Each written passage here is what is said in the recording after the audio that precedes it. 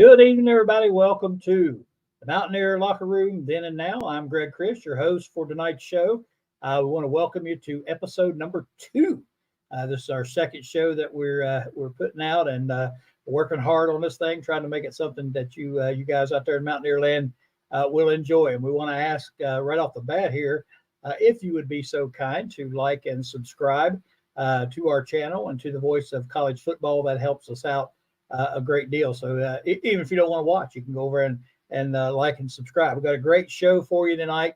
We've got a number of fantastic guests. Al Johnson will be here, former strength coach for WVU's, how I remember him. Of course, reading his bio, he's done a ton of other stuff. Frank Fear will introduce him here momentarily with all that. We also have Mallory Willink here, who is the president of the WVU Charlotte alumni chapter down in Charlotte, getting ready for the big bowl game coming up here before long. So we're going to bring her in. Mickey's going to talk to her. Then we'll have a shot discussing all the events and everything that's going on down there with the bowl game. Also, we're going to hear from Randy Flinchum. Randy was a tight end on that 69 WVU Peach Bowl squad.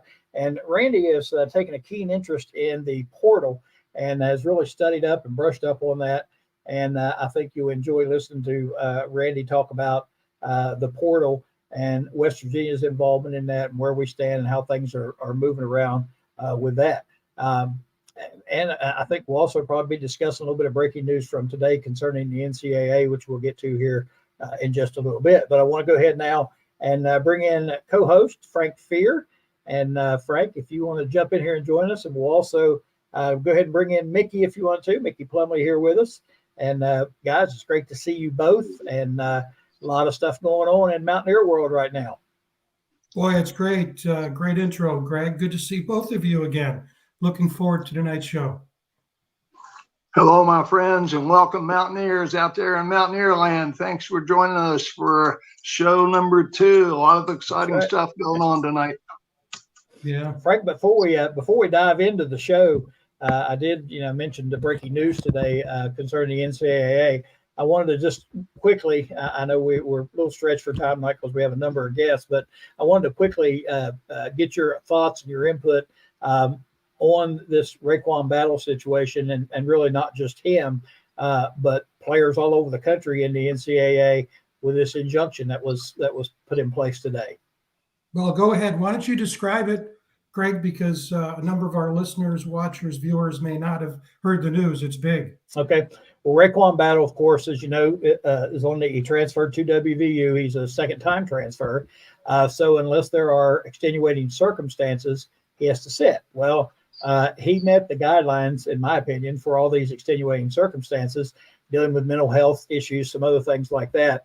And yet he was denied eligibility right now. And there was a similar situation at another school where a player was granted eligibility under the same circumstances. So his family filed suit, and it's in the federal district court. And that judge today ruled that for right now, those players cannot be declared ineligible. So there's 14 days until the actual full-blown hearing. 14 days, basically, it's an injunction that says they can play or they are eligible, throughout that 14-day period. Of course, once that ends, then they'll have the trial and hearing and all that at that point, and a decision. If the NCAA decides to challenge it, they want to appeal it, then it'll go to a full-fledged hearing on that situation. So that's where we stand. So as of now, those guys are eligible. That's great news. Yep. Great news. Fantastic. What do you think, Mick? We can use all the help we can get. Yeah, I was really glad to hear that today. When you're working with a short number of players as they are, you need as many bodies out there as you can get. Well, I think I'm not only happy because I'm a WVU fan, and we do need that help for sure, and he's a great player. I'm happy for the players in general, because I think when you a lot of people are saying, well, that's just going to be a free-for-all now. Well, it's free-for-all anyway. And when you deny these people, it becomes such an objective point of view about whether this one's eligible, that one's eligible.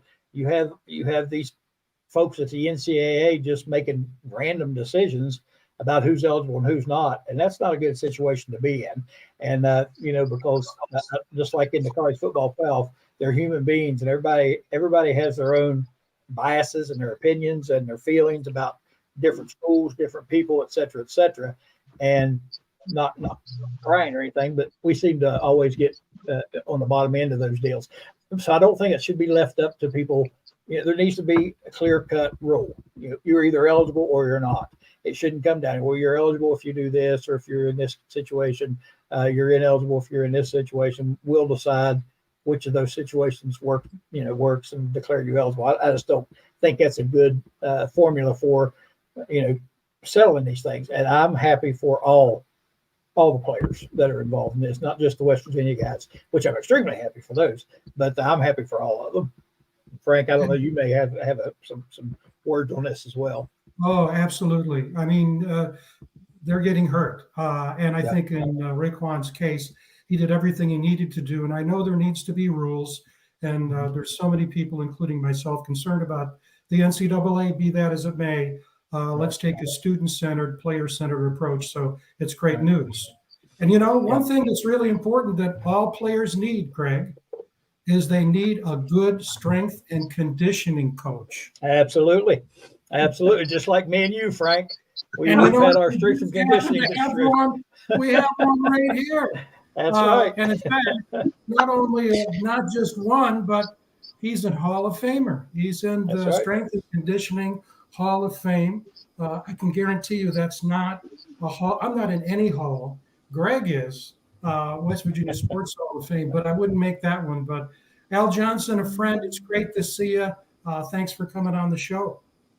Appreciate the opportunity. I'm honored to be here. And I tell you what, I really enjoyed, got a chance to watch last week's show, and I thought it was awesome. What a great kickoff for your show. Thank you. And you were talking before we went on about that your introduction, given last week's show, your introduction to WVU football was sitting in the end zone in 1969 at the Peach Bowl. My father and I'm from Parkersburg, and riding a bus to Atlanta and sitting in the end zone in a torrential downpour and watching the Mountaineers beat up on South Carolina. That was my introduction to WVU football, and from there I was hooked from that point on. But what a great, unbelievable memory, and what a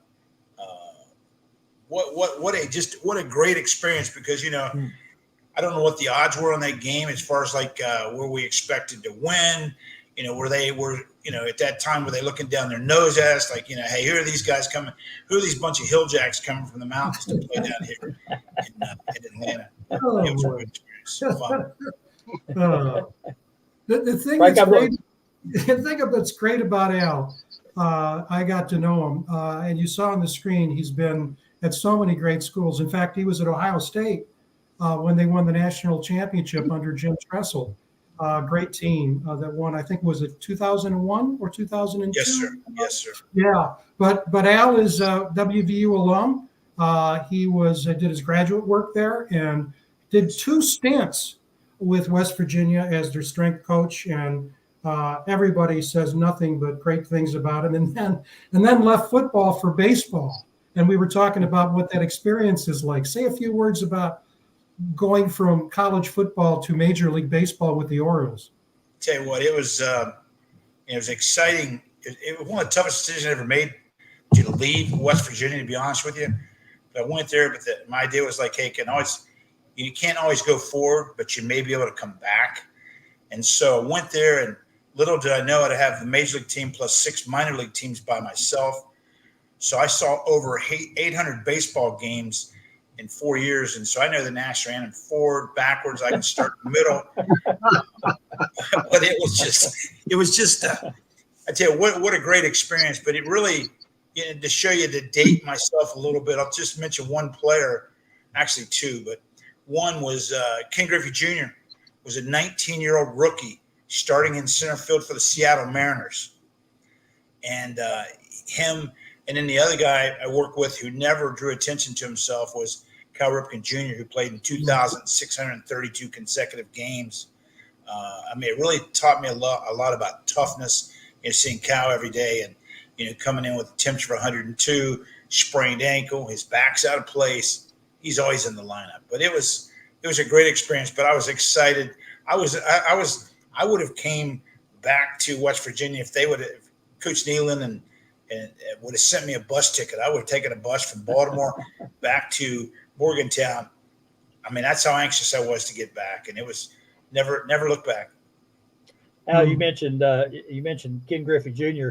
I had Larry Barnett, who was an umpire. He's down in Nitro, umpired World Series, isn't it? A lot of them. And I asked him the question, who was the best athlete he ever saw play baseball, and he said Ken Griffey Jr. Was by far. I wanted to ask you, when you started in this business, or when you were at WVU, the idea of strength and bodybuilding and all those type of things, that really wasn't a big deal back then. If I remember correctly, I know when I was in high school, which I graduated high school in 1980. We didn't even have a weight bench. We had a hydraulic thing that we used some, but weightlifting just wasn't something that people did back in. When you got into it, what was it like? I mean, I know you probably had to fight some battles, I would guess. Yeah, you know what? I tell you what, it was easier than you think, because I think, the first length of time, I was a graduate assistant to begin with. So I came as a graduate assistant. I came out of a small high school in southeastern Ohio where I was coaching and teaching. But I came in, and the thing is once you could show an athlete improvement, changes in their body, strength, power, speed, etc., I mean, they were hooked. And then the correlation of success. I mean, if you're bludgeoning them and putting through all these rigors and etc., and you're not winning, then you have a problem. And you guys know this. I mean, you're only as good as the support you get. I mean, Don Nealon was incredible. I mean, hey, I didn't have to sell what I did. Don Nealon sold what I did to the players. Okay, that's kind of where my question was going. I had no doubt the players would be all in. I just wondered about the coaches and old school coaches and what their thoughts were about it. But sounds like you had a pretty good situation there with that too. Oh, it's a great situation. And everyone was bought in. I mean, very fortunate, very blessed to be part of the program. And it's just, it's one of such that, the kids, the coaches, and I mean, of course, like we were winning. You're winning, right. So that helps quite a bit, and so that kind of perpetuates a positive mindset. And hey, they drank the Kool-Aid early. There you go. Hey, Al, you got a question? I just wanted to interject one thing here, Al. Going back, I played on that '69 Peach Bowl team that you referred to, and just to contrast how things used to be then versus how they've evolved in college football. You want to take a guess at what our primary strength and conditioning workouts were, the mechanisms that we did? Yes, I'm going to say body weight exercises, isometric exercises, and probably an old thing called an exergenie. You're exactly right. Those three, with the most prominent being isometrics, just using resistance of tactics and techniques with your own body. The emphasis, particularly of Jim Carlin and Bobby Bowden coming out of the South, was on strength and agility. And they actually, I would think you had your work cut out for you at some point in that transitional phase, because I can recall their philosophy was you could become, too strong, that would take away from some of your agility as a player if you became muscle bound, if you will. Well, there's no question. But, the thing is, I mean, that was a myth and a misnomer that people thought about. I mean, geez, because especially when I got in baseball. When I got in baseball, that's the last domain. They're thinking, why in the heck am I going to lift weights? I'm a baseball player. I got to have twitch. I got to hit the ball, throw the ball, etc. But the thing was flexibility. So, I incorporated yoga, aerobic dance, flexibility. I mean, early. I'm talking about in the early to mid 80s.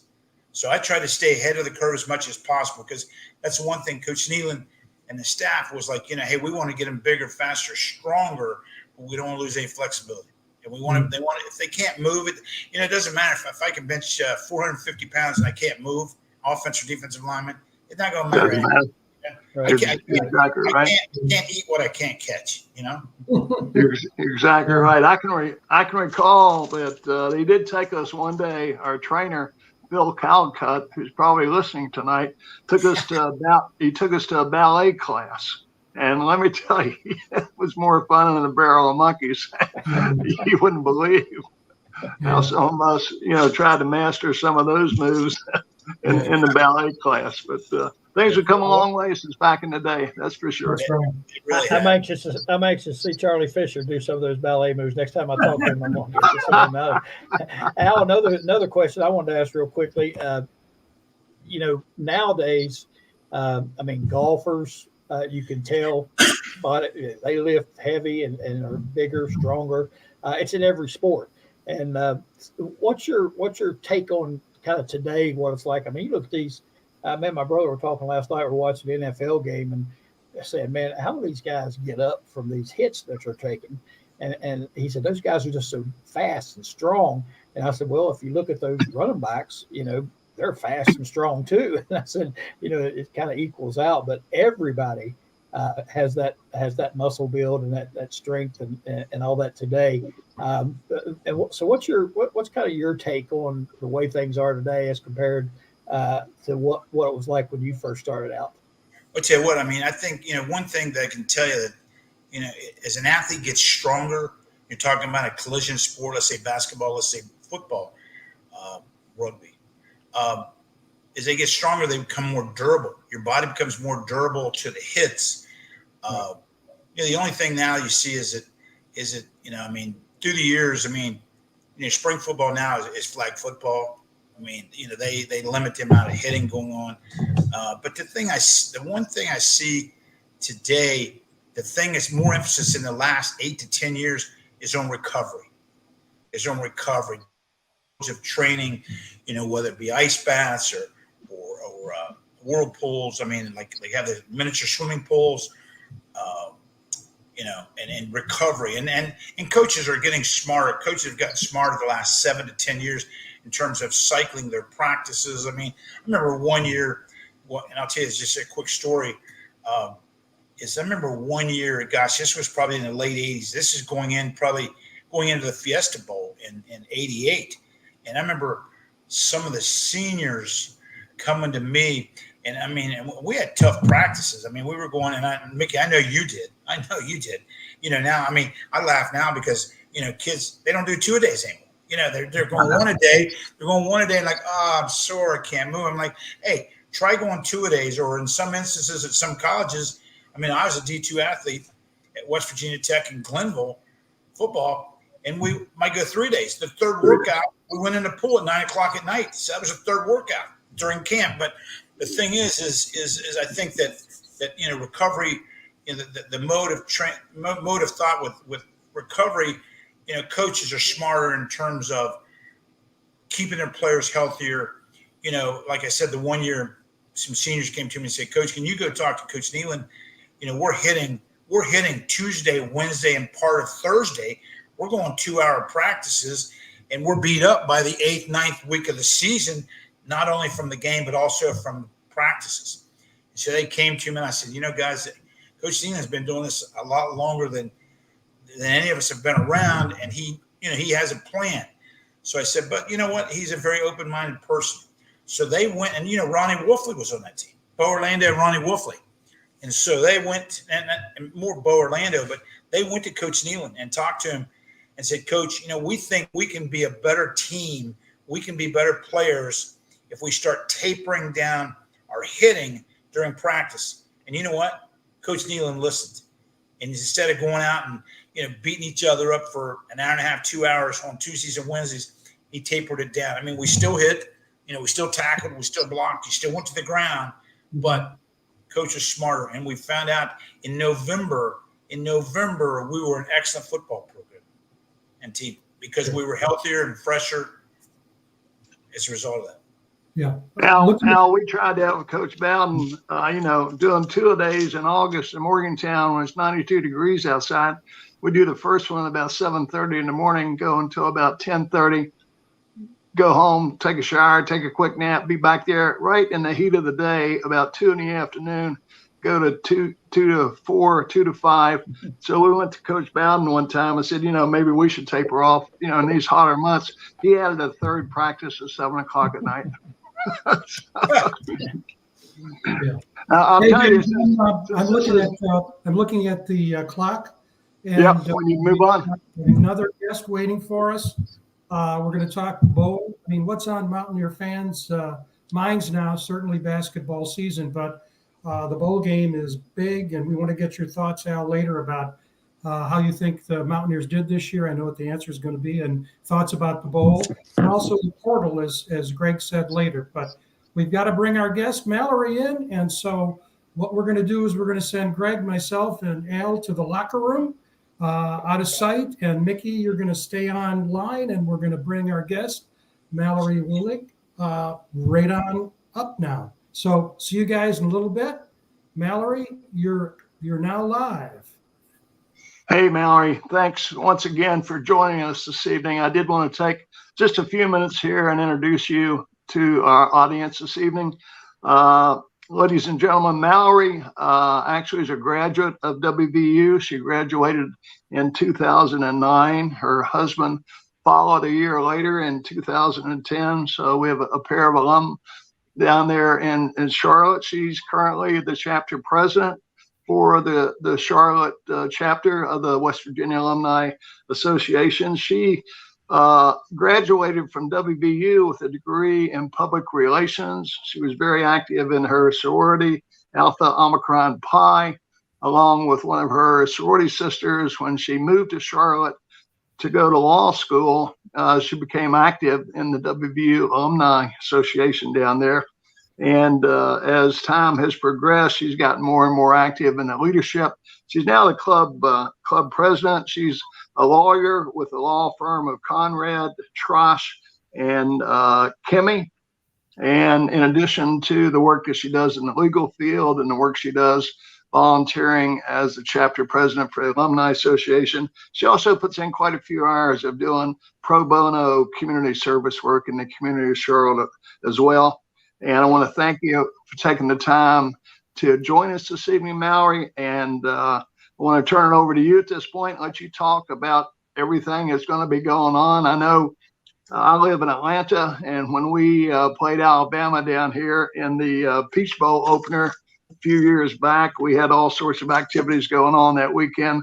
I know you do as well from our prior discussions. So I'm going to turn the floor over to you so you can tell the audience everything they can expect, where the parties are going to be come the 26th and 27th of December. Welcome. Awesome. Thank you so much for having us. We are so excited to have everyone here in Charlotte. As you all know, the bowl game is going to happen on the 27th, a few days after Christmas. And what better way to spend that time between the holiday and the new year? So certainly we weren't expecting it to be in Charlotte, as I think most were not. And so we were super excited. And once that announcement happened, we as a chapter hit the ground running. I'm blessed to have such a great board that works closely with me to help plan. And we have some great partners here in Charlotte as well that really have jumped on board to help us make this a possibility for everyone coming down. So before I get into that, though, I would like to just kind of make a note that some may not know is that our Alumni Association is celebrating its 150th anniversary this year. We have over 70 different chapters throughout the U.S. and interest groups located all over. So it's really an exciting year. And even more excited to be able to host all these events here in Charlotte. So with respect to the game events, the day before the game on the 26th of December, we are going to be having the WVU radio show and a meet and greet. And that's going to be located at our partner Dilworth Neighborhood Bar and Grill. And that is going to be from 5 to 8 p.m. You can join with fellow Mountaineers before the game to do that meet and greet. And during that, there's going to be food and beverage, of course, with specials. And the Mountaineer Sports Network Bowl radio show will be live broadcast from that site. And our WVU's play-by-play announcer, Tony Caridi, will be there with some other MSN personalities. So we invite everyone to come out and join us for that event. It's going to be a really good time and a great way to kind of kick things off. The next day on the 27th, of course, the actual game day, we're going to host the official pregame watch party at Dilworth Neighborhood Bar and Grill as well. We do have tickets live for sale right now. Those tickets are $75 for adults, $30 for children. Those tickets include an all-you-can-eat buffet full of amazing food at Dilworth. And I think they've put the link up there on the site. So really appreciate that. But we're going to have a full buffet of great food, beer, wine, seltzers, a signature cocktail, soft drinks. There will be a cash bar, of course. And the buffet is even going to include some pepperoni rolls. We're super excited to be able to offer that. All right. So very excited that our partner can do that for us. So.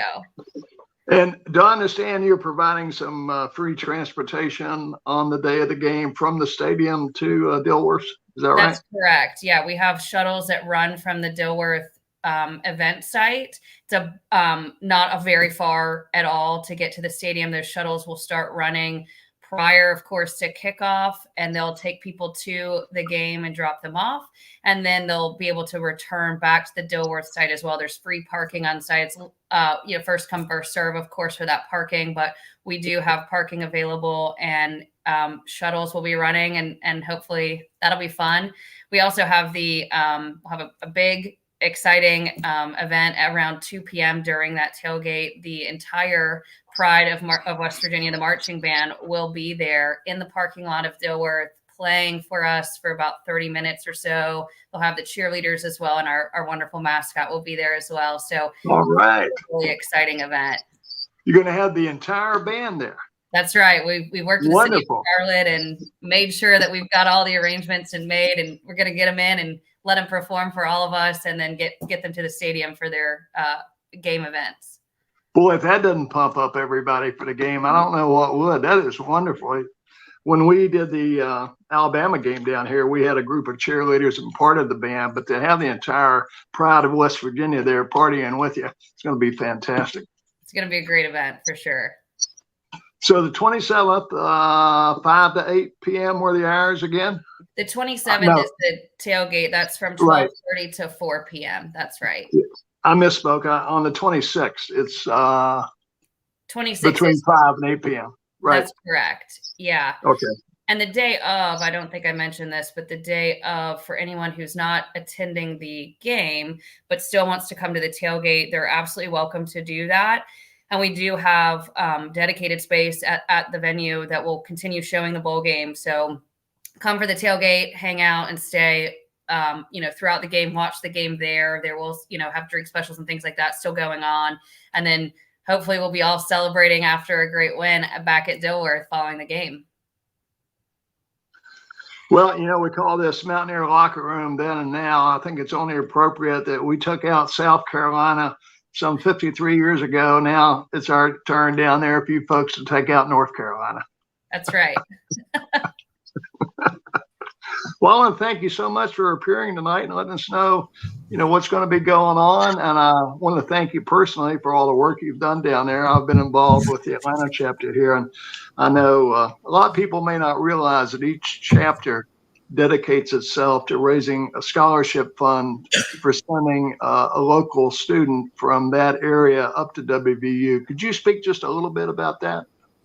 Sure. Yeah. Our chapter has two different scholarships that are endowed. One is an athletic scholarship and one is an academic scholarship. So all of the funds that we raise as a chapter goes into those scholarship funds, and students will apply through the university and be selected through the university to receive those scholarships. There's certain criteria that you have to meet. And one of ours is that you have to be from the Charlotte area, right? So we love hearing about the students from our area that get to go as a result of our efforts raising those funds. Yeah, we do similar things in Atlanta. Do you have an annual golf tournament in Charlotte? We do. We have an annual golf tournament that we brought back last year. So last year was our return of that, and we have it set to occur again this coming fall in August. And that occurs at a golf course up near the racetrack here in town. And we also do an annual pepperoni roll contest as well in the spring. So, and all of that again raises those funds for those scholarships. Sounds Mallory, I got a quick question for you here. Sure. I know you've been doing this for a while. When you find out the bowl game's going to be there, I know that fired everybody up. I know you're excited about that. What happens then? I know you have to be in contact with the folks at WVU and certain people to get all this stuff put together. To kind of describe what that's like for you, it's got to be crazy. It is crazy. You're right. Within a short period of time after finding out that it's going to be in Charlotte, I immediately started reaching out, of course, to my board. We started reaching out to our partners here in town, communicating with the alumni chapter in Morgantown and the folks there in Morgantown that help put these events on. As you can see from the graphic that was up earlier, we do have the event is not just the alumni, it's all sorts of partners throughout West Virginia University and athletic club and so forth, right? So there's a lot of moving parts, a lot of phone calls, a lot of coordination that has to happen. And then, of course, the folks from Morgantown came in to Charlotte to meet with us and meet with our partners and not just us for the tailgate. There's, of course, a lot that goes on for that bowl game. So they're meeting with a lot of people to make sure that the fan experience is great and make sure that our players and everyone involved in that have a great experience as well. So a lot of meetings, a lot of planning, a lot of making sure all the little details are taken care of, for sure. Frank, do you have anything you'd like to ask Mallory before we let her go? Well, yeah, I'll tell you what, we just had our winter home is in Fort Myers, and the Mountaineers just came down for a basketball tournament. So the Jacqueline Hartley and the crew at the Fort Myers Club really had to move mountains to be able to get everything done. So I don't have a question. Just want to say thank you very much, Mallory, for you and the group. The amount of work that goes in, you're all volunteers to do this, and you really care. So, Al, any questions you want to ask of Mallory about festivities? Hey, Mallory, I applaud you for all the hard work, obviously. I know it's probably a major undertaking. How many years has your chapter been in existence? And give us a ballpark number of how many members are in your chapter. I don't have the answer for you on how long we've been around, but I can tell you that it's been around at least as long as 2009 when I moved to Charlotte, and I know it pre-existed me, so I can at least give you that. I know in the Charlotte area alone, we have over 2,500 alumni, so we have a lot of people in the area. Of course, we're hoping they all come back following Christmas to participate and be a part of this with us, but yeah, we have a pretty large following down here. Yeah, that's awesome. Yeah. Is there somewhere on the internet page or something that people can go to get information? People like me that want to come down and join you guys, is there somewhere that they can go look for that? Absolutely. If you want to tell us that? Yeah, so I think they had a post up. Yep, there it is right there on the screen. You could get tickets there. It's an Eventbrite site. You can log in there and it tells you all the details about the actual day of tailgate. There are no tickets for the event on the 26th, the radio show. That is, you come, there's plenty of space at Dilworth to host that. So no tickets for the 26th. Definitely get a ticket for the 27th. Right now, we do have a cap on how many tickets we can sell, and we have already sold over 350 tickets for that tailgate. Wow. And so it's going to be a pretty big event, but we do expect those to sell out. So make sure to get those. And also follow us, our chapter, WVU Charlotte, on social media, that being Facebook, Instagram, Twitter, and LinkedIn. All right. Well, you can obviously tell I was paying attention when they put this up once already. I asked a question about tell how good I was watching. I was watching. I just didn't know that was what that was. Yeah. I've got a question here about, will we have any mayonnaise down there? That's the next big question. I'll make sure Dilworth has some mayonnaise for the burgers. How about that? Sounds great. Mallory, thank you so much for joining us. It's been fantastic. We appreciate you. We appreciate all the hard work that you're doing, and we look forward to getting down there and joining you guys and rooting the Mountaineers on to a victory. Thank you so much. You're welcome. Thank you, guys. Thank you. All right. Thanks again, Matt. Thank you. Awesome. Nikki, sorry about that. Didn't mean to cut you off like that. Sorry. No, she and I had spoken earlier.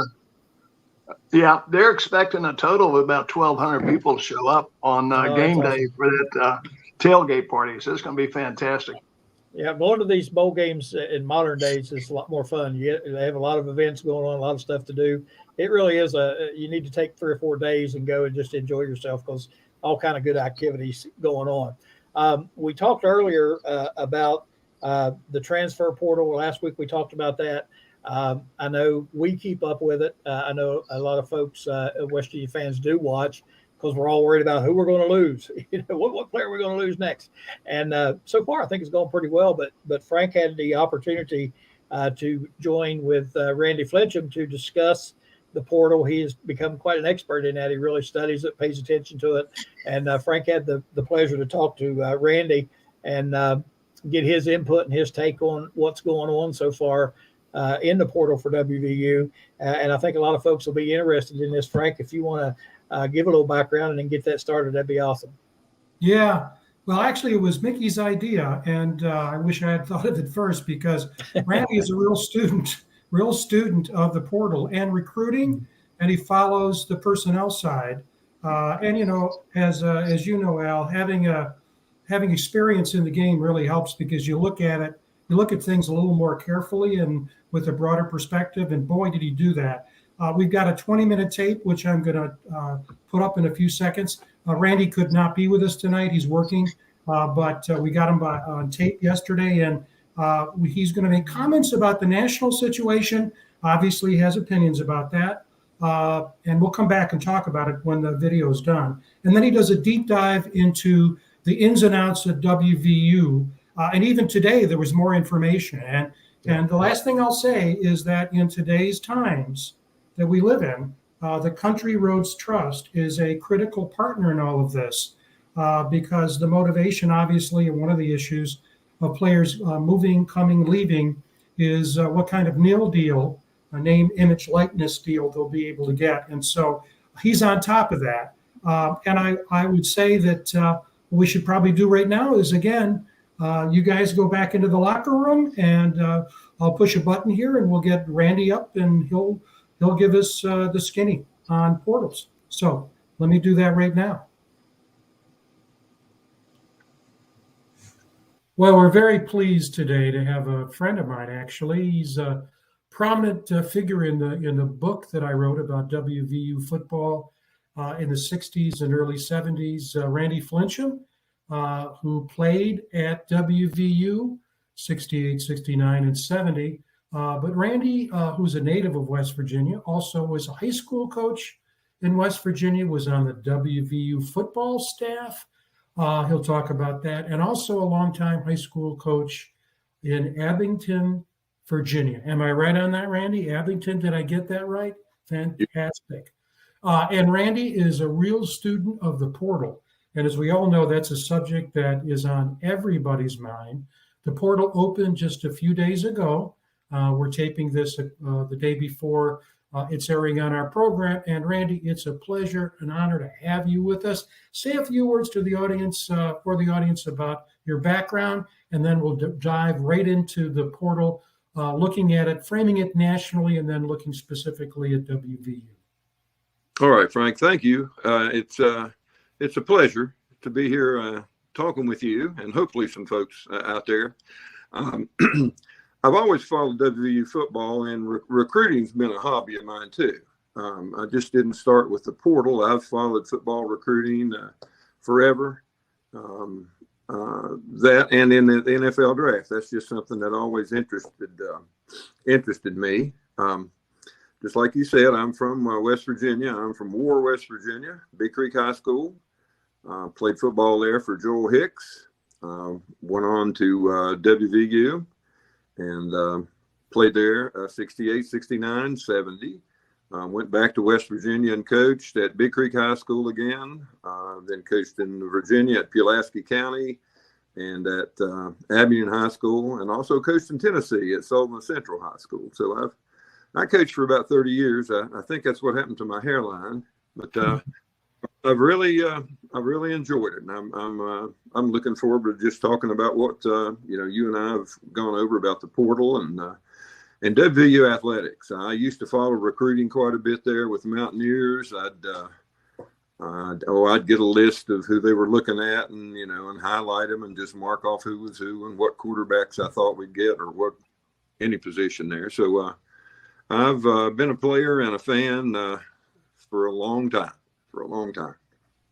Great. Your thoughts about, I know you've thought about this a lot, Randy, about the portal, what it means for college football. A lot of people say it's going to be the ruin of college football. Other people say Yeah, there's some downsides, but there are also some upsides too, particularly in terms of providing opportunities for players that may not have been there. But it is changing the landscape of college football. There's no question about that. So your thoughts about the portal generally? Well, we had talked before again about the portal, and the big thing about the portal is what led up to it was the right players have now to transfer without sitting out a year or anything along that line. And I started thinking back to back when I played, and I just thought about guys then that could have transferred or should have transferred there to have the opportunity to play more. I thought, well, hey, coaches can come in and go, and some coaches would stay till recruiting season was over and sell kids on coming, and they'd leave and go to another school. And I thought to myself then, well, why not players? I look back on the WU program, and I think about quarterbacks, I guess, first. And I go back to Mike Sherwood. Mike came in my class, our freshman class in 67. Well, in 68, we brought in Bernie Galiffa and Kim West. And that's two good quarterbacks right there, too. So, well, freshmen weren't eligible. But then the next year, Sherwood was a junior, and Bernie and Kim were both sophomores. Sherwood started again as a senior. So both those guys sat for 2 years behind them. Now, I think that if the portal was available then, at least one of them would have transferred. Bernie stayed and replaced Mike, and Kim West, who was a great quarterback, punted for us. But I do look back on the days when I played, and he would have been one player I think would have really benefited from a transfer rule and a portal. My feelings about transferring, I could see one time. I could see transferring one time, and okay, that's it. If you transfer or want to move around any after that, you should lose a year then. I think that's fair. I think that's fair to the players too. As far as my thoughts on the portal, we've just with the toothpaste is out of the tube. We're not going to be able to put it back, and I think all we can do now is try to regulate it. What we've basically done is made paying players legal, and some people have taken it to an extreme. My feelings on the portal are okay. One-time transfer is fine, but now people are going around contacting kids and saying, hey, if you're looking to play more as a running back, come and see us. I can see young guys doing it who see the handwriting on the wall and say, hey, there's two guys ahead of me that are really good. I'm never going to get to play at least till I'm a senior. And, they didn't, they were just stuck at one time. I could see a young kid, maybe like the Herd kid there at WVU, transferring and looking for more playing time earlier, in his career. Do I think the portal's a good thing? Yes, in one way, but the amount of money and things that are getting involved, I hear that kids are asking just to make a visit. They want $5,000 just to visit, and that's crazy there. I don't know there. I'm hoping the NCAA and the coaches, presidents of universities can get together and come up with some type of, salary cap or something to just limit the amount of money that we're feeding these players, because we've created a monster there. Yeah, it's the Wild West, isn't it? But that's the Charlie Baker proposal now, that we'll see how far it goes, where essentially the amount of money would be level, and there would be other ways to manage it, not just with the money. But you're absolutely correct, because we see players sometimes play at 4 schools during their career, and they get caught in all kinds of stuff. But we were talking before the taping that be the way it is right now, at least up to this point, since the portal opened a few days ago, 1,400 football players have jumped into the portal. About 10% are committed. So odds are that a number of the players who have jumped into the portal will not remain there. Probably will go back to their school.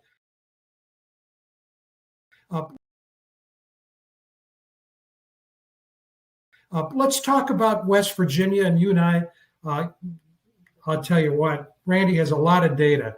And here's one that we looked at, and it is essentially the WVU players who have entered the portal as of at least the list that we have as of noon on Tuesday of this week.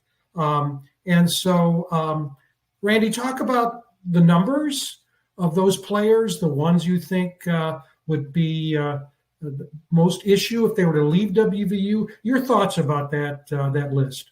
You know, one thing about the list, Frank, is the number of players on there that left during the season. I think Cortez Bram, Jay-Sean Polk, and Lance Dixon, I think all three of those guys kind of left the team during the season and said that they were going to transfer out. You know, that's one thing you look at and you think, golly, you know, how's that going to affect team morale or something else? And what really will test, you know, the leadership of the guys that are there on the team. I don't know if those guys, you know, sometimes someone could stick around and, you know, and demean the coaches or, you know, put down, you know, players or whatever there. And I hope that didn't happen with the guys that left. Out of all the players, I think that are leaving, I think Mike Lockhart there, our nose tackle there, was the biggest loss. I thought he played real well during the season. He's a big guy, and he helped us quite a bit in that defensive line. I think he's probably the best guy. Another starter there, Hershey McLaurin, you know, started at safety quite a bit, and of course he's in the portal now. You know, one thing, Frank, it's interesting is the first thing we saw was the Mountaineers started announcing the players that were going to stay. And of course, one thing I think those players, you know, that helped them make their decision was how much NIL money was being offered to them. And again, not by the school, but by the various NIL people there. I think it's the Mountaineer Trust or whatever we're calling it. After we started seeing the Mountaineers that were going to stay, I think at that time we started allocating money. Now, again, this is speculation, but I think that's one thing that might have driven guys, especially guys who were starting, to think, whoa, you know, there's just so much money to go around that this offer maybe that I got, that, you know, that they received wasn't commensurate, let's say, with what they thought their ability was. And I think I'm sure that would be another reason to make them think about going into the portal and to see if they could make a little more money at you know, from another school. Again, the three guys that transferred during the season. Then after that, we lost a few guys. We lost three wide receivers, David Mallinger and Cortez Brim and Jay-Sean Polk. I don't think any of them really played much. Another big loss is going to be Justin Johnson, the running back, who I really liked. I thought he was our number 2 running back this year. And of course, Jaheim really came on. Jaheim White did, and played super well. And again, Justin Johnson evidently wants to do it right. He's the only one out of that whole group that I know of who has asked to stay, work out with the team, and play in the bowl game, and then leave. I think all the other guys have made the decision to go. We lost McLaurin in the portal, the safety. We lost Christian Stokes, again, who didn't play much. He was a safety. Keyshawn Cobb was another safety. Lance Dixon was a linebacker who transferred to the Mountaineers from Penn State, and who I thought was going to be a player. And I think they tried to find the right position for him. I think we started off playing him inside at linebacker and then tried him at outside and maybe even played him ahead of Bartlett for a little while. But evidently things just didn't work out for him. And, you know, he made his decision mid-season to leave us. I think we've lost some guys, but I think we lost them at the right position. most of the guys, I think, other than Lockhart and McLaurin, really weren't that big of factors this season, and Justin Johnson, of course. Yeah. And by the way, that's not that's not Randy's error. At Johnson, we're giving Johnson a new first name. It's not Jalen, it's Justin. So that's my mistake, and I apologize for that. And we were talking, Randy and I, before we recorded, that Mike Lockhart is being pursued as of today, Tuesday, the day before this is going to be shown. He seems to be the only one, at least as reported by on3.com, which is, I think many would say, the best source for portal and other information. Lockhart's being pursued, they said, by both Vanderbilt and SMU. You know, in looking at that, Vanderbilt has really lost a lot of kids, and, you know, well, I won't say lost, has had a lot of kids enter the portal. And I think one of their wide receivers was ranked at maybe as the #1 wide receiver in the portal. And I'm sure that the opportunity to play would be there for Lockhart. I don't know if the money would be. Now, one thing about the list I'm going to put up now, Randy, is you have a much longer list. And so notice the word among WVU portal offers. Obviously, there are those on the team who have entered the portal, but also WVU is going out and seeking players to replace them, and also to strengthen the team generally. Here are maybe 4 of the biggest names. Jaden Bray played for Oklahoma State. We saw him earlier this year. With my affiliation with Michigan State, I've seen Malik Carr play. That guy is a stud. He is a big-bodied NFL-type tight end. Tremendous. Terry, I don't know Terry Lockhart well at Syracuse, but I have heard good things about Jermon McCoy at Oregon State. But your list is much longer. Talk about that a bit.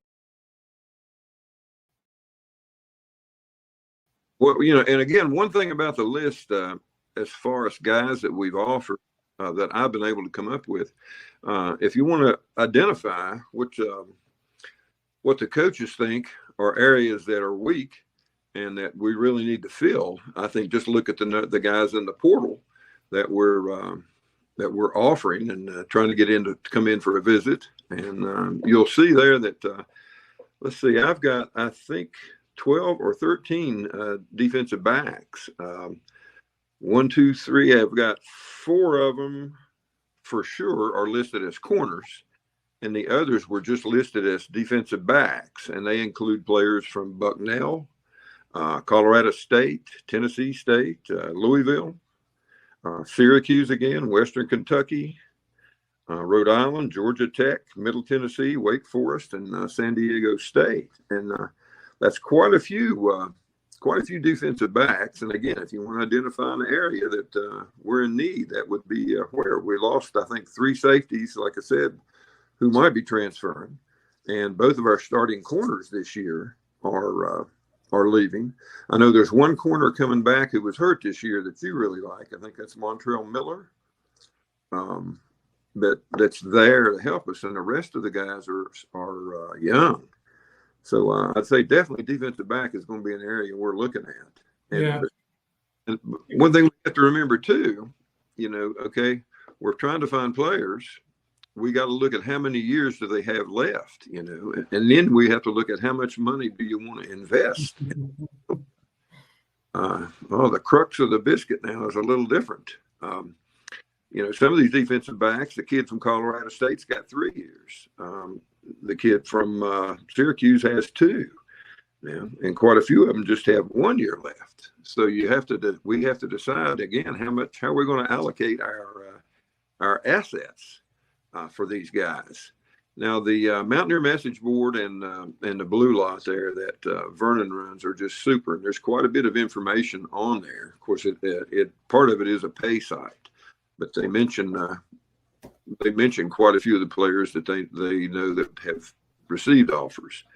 And then you look at wide receivers. Now we got 2 good young ones coming, I think, in Gallagher and Trayvon. All his names, I don't know. Is it Taylor? I think who even started earlier than Gallagher did. But most of the receivers well, I'd say looks like we definitely want to improve that position.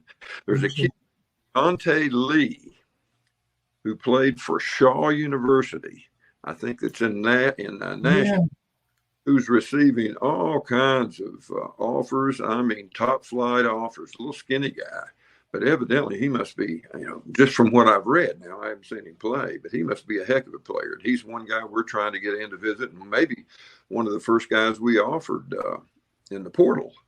Jamel Banks from Wake Forest is also in there. Cyrus Allen from Louisiana Tech. An offensive lineman from Michigan State you might be familiar with, Gino Vandermark. Yeah, he didn't play much. Well, I shouldn't say that. He's not one of the leading names, but he's solid. I looked at his stats. Yeah, and what you said earlier is so true. It really comes down to the Country Roads Trust. Yep. They've really retooled, upgraded. They're considered now a top 20 NIL organization, a cooperative. And you're right. It really is a business. You've got to make a decision not only to whom to offer, but how much, as well as not slighting the folks you have here. Randy, this has been instructive as just tremendous. Any final thoughts? You're going to continue to follow this, I know, but any final thoughts for now for the audience? There's of course, Fraser's going to go pro, and boy, we're going to miss him. But there's a center at Valdosta State named Mike Marotta, that he was right up there with Deontay as one of the first guys we approached, and one of the first guys that we want evidently in the portal. And that might be a name to remember. He could step in nice right there at center, Pete, with the guys that we still have there. I appreciate the chance, to come in and do this. So like I said, it's a hobby. I love WVU. And I like to keep up with what's going on up there. I've tried to be active in the varsity club with them. And I appreciate you guys, you and Mickey, and what you all are doing there now to fill in for, to take over for Wolf. And I wish you nothing but success. Well, thank you very much. And we certainly appreciate you and your perspective. And it would be great to have you back again. The portal's going to close in early January and then won't reopen until later. So it'd be great to get your thoughts about the national scene again in early January, and also WVU status in the portal. So we'll have you back. You did a great job, my friend. I knew you would. We knew you would. And I know that the audience really appreciated, is going to walk away with from this, knowing a lot more about the portal than many of us, including myself, did going in. Thank you very much, Randy Flinchum. Thank you. Good job, Frank. That was very entertaining, very informative. Randy has a good handle on that. And I tell you, he mentioned something in that interview that I think we've thought about. I've talked about this. I have a little different perspective, but he mentioned a salary cap. And, I think, people can fuss about the portal all you want. It's here. We got to learn how to deal with it. And I think they've got to get some regulations in place. The salary cap could be a good idea. I don't know how that would work. I think contracts, it basically is pro ball now because you're getting paid to play. Contracts might be an idea, a number of things that could be done, but that's a discussion for another day. But great job with the interview. That was very interesting. Thoughts from Al, Mickey, about what Randy had to say? Well, he's certainly a student of what's going on, very knowledgeable of what's happening with the portal. As a former player personally, I've got mixed emotions about it. Frank, it's almost, as everybody refers to it, play for pay, which detracts, in my opinion, from some of the motivation that I had to go play college football. I wanted to go and first of all, get an education. But I also wanted to represent my state. I wanted to represent, the blue collar workers in the southern coal fields that I came out of. And I just think, when money enters the picture with young men in that age group of 17, to 20, 21 years old, it can certainly cloud their opinion somewhat on, what are my goals in life and what's most important to me personally. Some of the things that are going on in the portal are just, it's gotten to the point of ridiculous. I'll mention two that I'm aware of for our listeners. Some may be aware, some not, but I know the University of Texas formed a nonprofit corporation called the Pancake Club, and it's very similar to what WVU Country Roads Trust is a nonprofit corporation that's raising funds to help fund some of these portal players that want to come to WVU. But they offered every offensive lineman, the Pancake Club at the University of Texas, they offered every offensive lineman $50,000 per year not to enter the portal. So you were guaranteed, if you stayed there, it didn't mean you have to be a starter. If you stayed at the university, you're guaranteed to get $200,000 in addition to the scholarship that you were granted for getting your education with. So, that just something about that strikes me as not being quite right. And maybe it goes back to the values that were instilled in me as a young man by people like Bobby Bowden, for example. The other example I'll bring up is the Utah Utes. They didn't buy, but they leased every player on the team a 2023 Ford F-150. Every 78 Ford F-150s they leased for those. Every player on the team got one, and they signed a 6-month lease, and they made the insurance payments on the vehicle for them. So as long as they stayed at the school, they could keep their truck. But as soon as they decide to go, then they'd have to give that up. And the final analysis. I'd hate to see what that looked like after practice. Everybody trying to leave. Which truck he was supposed to get? Which truck is mine? I'm just joking. Just a joke. Hey, Mickey, I don't mean to cut you off, but we probably need to move on here. I think Frank's going to bring Joey in. Let's go ahead and do that before we run out of time here, Frank. Go right ahead. While we wait for Joey, I know he's watching. Joey, why don't you come into the area here? There he is. Man, there he is. I was back there. I've been back there about 15 minutes watching the show. Yeah. For those of you who don't know, most of you do know Joey, but he's the guy that manages the network. And in fact, I'll put it up right here. There he is. Well, I'm not sure channel manager is your official title. Manages executive president. Mark manages. Joey just helps. So, I don't want blame for anything. So Mark does everything. Yeah. But I do want to tell everybody about a new show we have coming up starting tomorrow night that will be on this channel as well as the Big 12 channel, and it's called Big 12 Fan Zone. And I'm going to host it along with my co-host will be Shane. And we'll start that out tomorrow night at 7:00 right here. It will live stream it right here on the West Virginia channel and the Big 12 channel on the Voice of College Football and the main channel of the Voice of College Football as well for a few weeks. So we ask everybody to tune into that.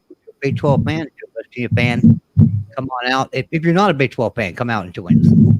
But I wanted to tell you one more thing, too, because a lot of people were asking about it, or somebody was asking about it in the chat, about what does this mean, this judge ruling today, what does it mean? And WVU put out a statement, and I won't read the statement, but what I will do is I will copy the link and put it right here in the chat for you guys. If anybody wants to go and read that after the show, there's the link to the article about WVU's statement today on the ruling by the judge. And it sounds cautiously optimistic. They're very cautious about this because there could be, this is only a 14-day thing. So if we go and play battle this week in a ball game, he may lose all of his eligibility, should just get overturned. And so they have to be sure and take things slow. But I just wanted to come in and shout out our new show. You guys have a great show, man. I love this show. You guys are awesome. Every one of you. Appreciate it. So Well, thank you. I appreciate all you Joey, guys. I know you want to. You have a message from Nico Marchio. Oh yes, that's right. You know, I'm glad you reminded me of that, Frank. I forgot all about that. So Nico put out a tweet about a young man, Cody is his name, a young man who has been battling neuroblastoma for almost 18 years. And now on top of that, he's battling a lot of lung disease. He's got pneumonia, everything. He's got getting the blood transfusions like every week, or every other week. It's crazy. This young man. So, but you know, Nico is there for him, supporting him 100%, and he set up a site where you can donate to try to help raise some money for this young man. It's the link is right up here in this post. It's champraise.com/athletes/Nico-Marchio. And, you know, Nico's doing amazing work for WVU Hospital. He's also got a toy fund, you know, so that he can get toys for the kids at WVU Hospital, Children's Hospital. So Nico has some amazing stuff going on. I encourage everyone, follow Nico Marchio on Twitter, because that young man is doing a lot for the university, a lot for the state of West Virginia, period. And, you know, so, but this young man, he's trying to help out right here. We need to try to help raise some money for him. So if everybody could just take a look at that page and follow Nico on Twitter and look at look at his post. All of the links for everything he's doing is right there. And I encourage everyone to support it 100%. Just like we support Nico, right? Yes, sir. We Yep, want he's Nico all to, in, and if people get the chance, they do need to go in and look at his social networking. He's got a ton of stuff going on, and all good stuff. He really has a lot of good stuff going on. It's great to see from, you know, a young person like that that's taking the initiative to jump in here in some of these causes that he has. And he's, like I said, he's got a ton of good stuff on there. People need to follow him and check it all out. Really good. And Joey, you were talking about the NCAA, the ruling by the judge. You know, just a nutshell explanation is there's an injunction that says these second-time transfers do not have to sit. Basically, is what that is. 14 days. There's this injunction lasts 14 days until the hearing. They'll have a hearing about this, and a decision then will be made whether that becomes permanent or not. Of course, there can be appeals, and you know how that is. Could take forever. Yeah, but I think from what I've read in that article, though, the lawyers are trying to figure out how the NCAA is looking at the ruling and how they're taking that ruling. And so they're taking it one way, but the NCAA could be taking the ruling another way. And if they are, then, you know, there's a possibility we may not see battle play. You know, we don't want to hurt that young man, but at the same time, we don't want to hurt the whole university athletic department. So yeah, and there's going to be kids all across the country that are watching this very closely, because this affects a lot of people, not just our guys here, but people all over the country. So people will be paying close attention to that big decision. Yeah, there was several universities named to this lawsuit. If I'm remembering correctly, there was like 6, including Colorado and North Carolina. North Carolina was one of them too, right? So yeah. But I put that link in there if you guys want to read the statement put out by WVU in the chat after the show. But Frank, Greg, Mickey, Al, nice to see you guys. Thank you for having me on, letting me shout out my show. Y'all have a great time. Very good. We're looking for our truck. We're looking for our trucks too, Joey. For image and likeness. That's right. Yeah, we're all looking for that, aren't we? We're not doing this just out of the goodness of our hearts. Yeah, I'll let Mark know that we all want a truck for name, image, and likeness here. Yeah, so we got offers from ESPN and everywhere else. He'll tell me to one in one hand and crap in the other one to see what's going to build up faster. But you know, we'll ask him. All right, y'all have a great night. Great, thank you, Joey. Take care. Good luck with your show. Al, I have a question for you. We talk about WVU football all the time. You and I have not talked about it, I think, since before the Louisville game. Even though you've been affiliated with many institutions, WVU is, I think it's fair to say, it's closest to your heart. So your thoughts about how the football season is gone? I think it'd be a good way to end the show. And your thoughts about the bowl game? What's your thinking? So I'm happy the way the season ended. I mean, obviously 8-4, had a chance to maybe possibly win 9 games. You look at the Houston game. I like the way the season started. I like the lack of respect, being ranked 14th in the Big 12. I thought that was awesome. You know, as a strength coach, I know every year I try to find something, some fodder to help motivate the team. Just say, hey, this is what. And some coaches, you know, in the past, I think a little smarter now, but we're dumb enough to put stuff on YouTube or Twitter or whatever. I mean, you know, in the off season, you know, bashing, you know, another program or raising themselves up, saying, "Hey, we're invincible," whatever. But I'm excited. I think it's you know, you can tell the toughness. I think Mickey, you'd agree, the toughness of a program. And I'm thinking, and I'm biased offensively because I was an offensive guard, but I think you look at the rushing. I mean, we were 3rd in the country in rushing. I mean, that there tells me that's an intangible that tells you a lot about toughness, tells you a lot about the culture that's being developed up there. I know fans were impatient with Coach Brown and the staff going into the season, calling for his head, but I think things are trending in the right direction. I mean, I'm excited about the vault. I mean, it's. I mean, what a great matchup it'll be. I'm glad that they got a couple guys that are going to be MIAs. They're not going to they're going to play, but hey, we can't control that. But you know, it's exciting. These are exciting times. And I think, you know, we need to get a W in this bowl game because that'll create more momentum going into the off season for Mike Joseph and the strength staff and the coaching staff and recruiting, transfer portal, all the above. But I think it's going to really be. I think it's really, you're going to see a lot of things that in a positive way that they're going to be affected as a result of this 8-4 season. Hopefully 9-4 after the bowl game. Yep. I think this bowl game, you know, for West Virginia, and I think you just kind of you feel it. You know, it's important to us, and you kind of get that feeling that it is, and maybe not so much on the other side. And I think this just will increase the momentum that they had going toward the end of the year. Mentioned the rushing thing. I think the last 15 games, I believe we rushed for over 140 yards in those 15 games. That's pretty amazing right there. And I think it's important to West Virginia to win this, keep this momentum going. I'm not so sure that North Carolina feels that way. I don't get that feeling, but of course we found out this past week that Drake May, their quarterback, is going to enter the draft, and I think I mean, as a fan, I'm like, heck yeah. I mean, you want to see us play the best and beat the best, but at the same time, if he wants to go to the draft, I say go on. Leave us alone. So, you guys, Frank, you got anything? Mickey, anything before we give it up for the night? Mickey, No, nothing more on my end. Go ahead, Frank.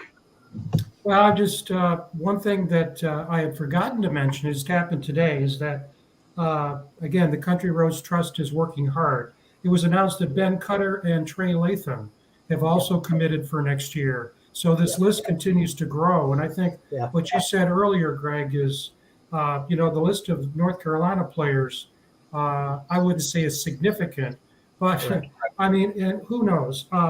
The quarterback that's going to play for North Carolina likely is Connor Harrell. He threw for 71 yards this year. 71 yards. Well, May threw for 3,600. And so you never know. The guy is, Harrell is a very talented, highly sought, a dual action quarterback. He runs very well. May does not. May's a drop back passer, but he's likely to be the first, odds are the first quarterback taken.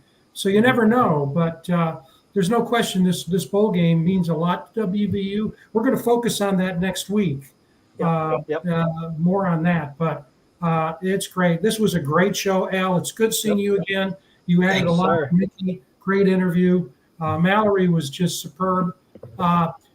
We always talk about the importance of younger leadership, and with Mallory, it's just fantastic to see younger alumni, younger anybody coming Right. forward and just taking the bull by the horn and leading. And so, Mallory, thank you very much for being with us. And I'll kick it back to you to take us home, Greg.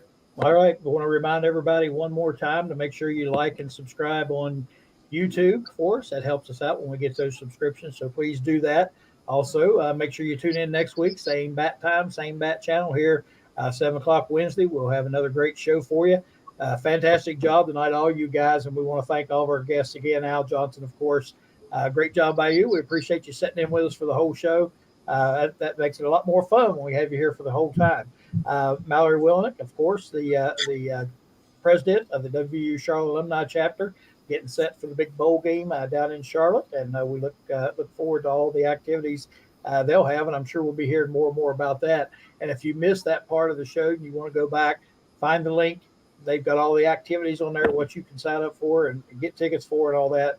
Make sure you check that out as well. Also, Joey Foster, we appreciate him jumping in and putting his 2 cents worth in, and telling us about a new show that he has coming up. It'll be tomorrow night here on the Voice of College Football, 7 o'clock. So make sure you tune in, check out Joey. Frank, Mickey, appreciate you guys as always. Great job. Al, it was great meeting you, great talking to you. We really enjoyed it. Thank you for joining us. Thank you folks out there for joining us. We look forward to coming to you again next week here on the Voice of College Football. You've been watching the Mountaineer Locker Room then and now. Good night, everybody.